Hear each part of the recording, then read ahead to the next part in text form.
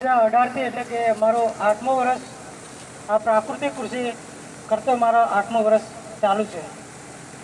તો પ્રાકૃતિક કૃષિ ખેતી એટલે શું અને રાસાયણિક ખેતી એટલે શું અને ઓર્ગેનિક ખેતી એટલે શું અને સજીવ ખેતી એટલે શું, આ 4 પ્રકારની ખેતી છે। તો આપ સૌ બધા ખેડૂતો છે, તો ખેડૂતો બધા જ અનેક પ્રકારની ખેતી કરતા હોય છે।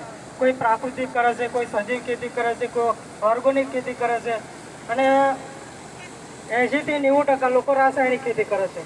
તો આમાંથી અનેક ફાયદાઓ પણ છે અને નુકસાનકારક પણ છે। જે આપણે વધારે પડતું જે નુકસાનકારક છે તે વસ્તુને આપણે અપનાવી રહ્યા છે। તો જે આ પ્રાકૃતિક કૃષિ ખેતી છે કે તેમાં ઝીરો બજેટ ખેતી કહે એમ તો ચાલે।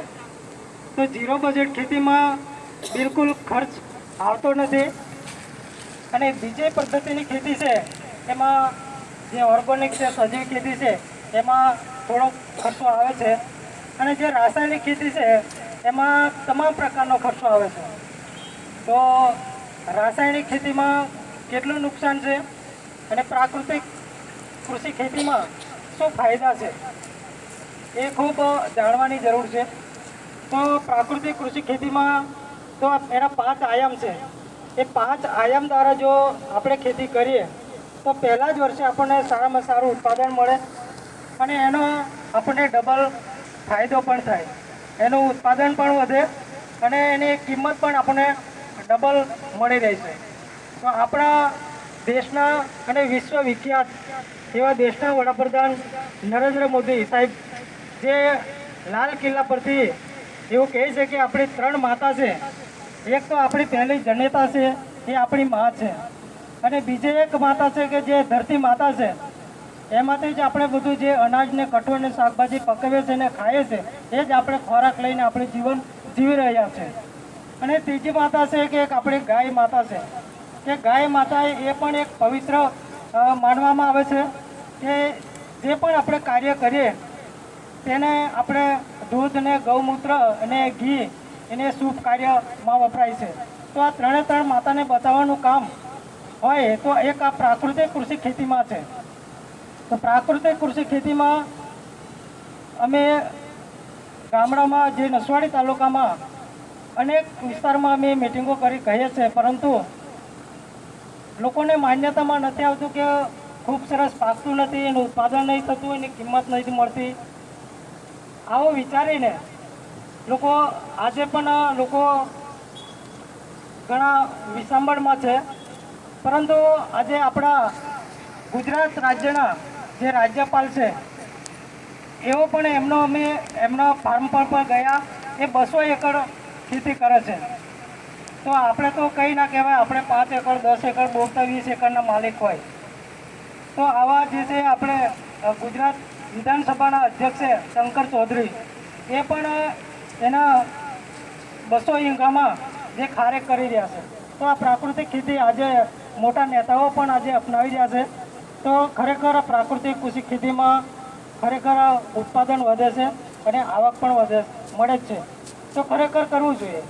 તો એમાં એના 5 આયામ છે। જો પહેલું જ છે તે આપણે જીવામૃત છે, તો જીવામૃતમાં પણ અમારા પ્રાકૃતિક કૃષિ ખેતીના અમારે CRP અને કૃષિ સખી બહેનો છે એ અહીંયા ડેમો પણ કરવાના જ છે। તો પછી આપણે છોડને ઉગાડવું હોય તો બજારમાંથી આપણે જે રાસાયણિક જે બીજ છે, જે પટ પાયલો આવે, તો આપણે કુદરતી જે આપણે પહેલાં પટ પાતા હતા એ જ પ્રકારનો અહીંયા કે ગાયનું છાણ ને મૂત્ર ને ચૂનો અને એક વડ કે પીપળની માટી, આના દ્વારા પણ આપણે પટ પાઈને આપણે જે બીજામૃત કરીને આપણી જમીનમાં આપણે એનું ઓરીશું તો એનું આપણી જમીનમાં 1 દિવસ વહેલું પણ ઉગશે અને તંદુરસ્ત રહેશે અને તટસ્થ રહેશે। તો પછી આપણે છોડ ઉગ્યા પછી આપણે 30 દિવસનો થાય તો આપણે એને દવા છંટકાવ કરવાની છે। તો બજારમાંથી પણ આપણે કોઈ દવા લાવવાની રહેતી નથી।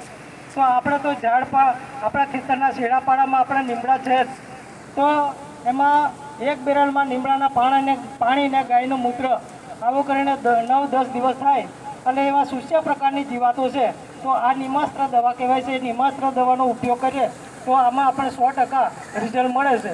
તો આજે આ નસવાડી કે બોરિયા તરખલામાં જે પેસ્ટિસાઇડ દવાના જે વેપારીઓ બેઠા છે તો એને ત્યાં આપણે જવાની કોઈ જરૂર પડતી નથી.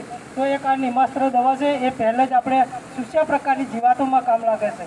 જે બ્રહ્માસ્ત્ર દવા છે એ આપણે છેડાપાડામાં કાં તો આપણે જંગલમાં પણ આપણે જે ઝાડ પાન છે એમાં 5 જાતના ઝાડના પાન અને 20 લીટર ગાયનું મૂત્ર અને 2 કિલો આપણે 5 જાતના ઝાડના પાન અને આપણે ખાંડણીમાં છૂંદી અને એને આપણે મોટા તપેલી ઉકાળીને આપણે આનો ઉપયોગ કરીએ તો એક નાની ઈયળ તે પણ આનો નાશ પામે છે.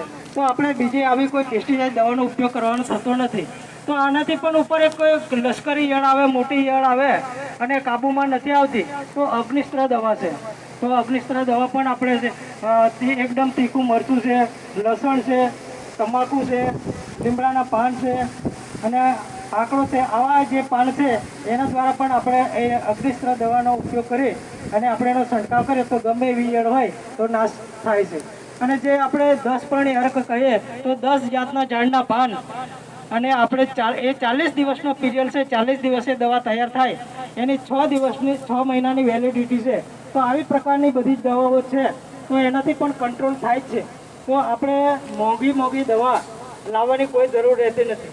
આપણે જે પણ આપણા ખેતરમાં જે પણ વનસ્પતિ જે કંઈ પણ આપણે ફળ હોય, તુવર હોય, મકાઈ હોય તો આપણે એના પાન લઈને આપણે જે પેસ્ટિસાઇડના જે વિક્રેતા છે એની પાસે જઈએ તો એ 1 જાતની દવા નહીં આલે, 3 જાતની દવા આલે અને 3 જાતની દવા આલે અને આપણે એકવાર છંટકાવ કરીએ ને એ દવા ફરી ઉપયોગમાં ના આવે, પાછી બીજી જીવાત આવે તો આપણે એના ડબલા ધંગેડવાના. એટલે આપણા ખેડૂતો ખરેખર બધી દવાઓ લાવી અને ખર્ચામાં પડી જાય છે. અને ખાતર કહું તો ખાતર જે આપણે એરિયા ખાતર છે તો એરિયા ખાતર પણ આપણે કુદરતી બક્ષિસ રીતે આપણે જેમ કે 1 મીટર જેટલી અંદર આપણે 82% આપણો જે નાઇટ્રોજન છે એ કુદરતી બક્ષિસ રીતે અંદર જાય જ છે. તો એ આપણે પ્રાકૃતિક ખેતી કરીએ તો એ આપણા જે વનસ્પતિ છે એ ખોરાક લઈ લેશે. પરંતુ આપણે ખેતી કઈ પ્રકારની કરીએ છીએ? રાસાયણિક પ્રકારની ખેતી કરીએ છીએ એટલે એને આપણે નાઇટ્રોજન આપવાની જરૂર પડે છે. પણ નાઇટ્રોજન આપવાની જરૂર પડે છે તો નાઇટ્રોજન આપણે કઈ રીતે આપીએ છીએ એ પણ એક મુખ્ય વિષય છે કે નાઇટ્રોજનનો પણ આપણે આડોધડ ઉપયોગ કરી આપણે એક જમીનને બંજર કરી કડક કરી છે.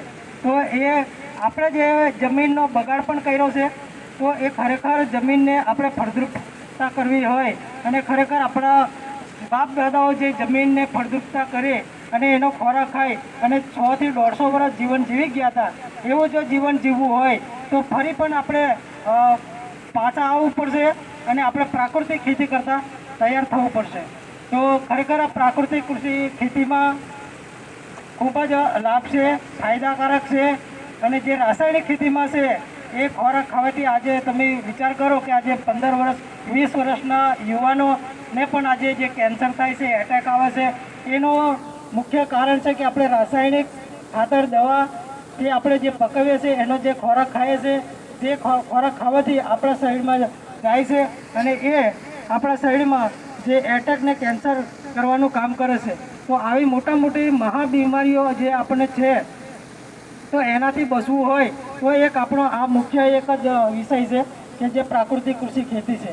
ખરેખર આપણા જો બાળકો ફરી આપણને કોઈ એમ કહે ના કે બાપ તમારા પરદાદાઓ જે જમીન આપી ગયા પણ તમે જ બગાડી ગયા એવું ના કહે, એના માટે આપણે પ્રાકૃતિક ખેતી કરવું પડશે. તો ખરેખર આજના તબક્કે અહીંયા મને પણ જે કે પ્રાકૃતિક કૃષિ ખેતી વિશે હું કરી રહ્યો છું અને હું જે પણ ઉત્પાદન લઉં છું તે મારા ખેતરની બાજુમાં જ મારા રોડ પર હું મારો સ્ટોલ ઊભો કર્યો છે. ત્યાં હું મારે શાકભાજી છે, અનાજ છે, કઠોળ છે એવું બધું જ હું વેચાણ કરું છું. અને અમારા સાથી મિત્રો પણ બધા પ્રાકૃતિક ખેતી કરે છે. તો જે પણ કરે છે તે અમે વોટ્સઅપના માધ્યમ દ્વારા અમારા બધા જિલ્લાઓમાં અમારા વોટ્સઅપ ચાલે છે. તો અમારે જેવું પણ ઉત્પાદન થાય એ પોતાના ભાવે વેચાણ કરતા હોય છે. સમજો કે આપણે બજારમાં 400 રૂપિયા ભાવ છે તો પ્રાકૃતિક કૃષિ ખેતીવાળા ભાઈઓ 700 થી 800 રૂપિયાના ભાવે વેચાણ કરી રહ્યા છે. જે પણ આ પ્રાકૃતિક કૃષિ ખેતી કરે છે એને લેનારા ઘણા છે, લોકો પૈસાદાર ઘણા છે. જેને જીવન લાંબુ જીવવું છે, રોગમુક્ત થવું છે એ પ્રાકૃતિક કૃષિ ખેતીનું જ અપનાવશે. તો હવે અમે સરસ અમારા સાથી મિત્રો કૃષિ સખી બહેનો છે, સીઆરપી ભાઈઓ છે, બધા અમે પ્રાકૃતિક કૃષિ કરી અમે એનું સારું ઉત્પાદન મળ્યા છે, સારી આવક પણ મેળવી રહ્યા છે. તો આજના તબક્કે મને અહીંયા સ્ટેજ પર બોલવાનો જે પણ તક આપી એ બદલ હું આપશ્રીનો આભાર માનું છું. જય હિન્દ, જય ભારત માતા કી જય ગૌ માતા.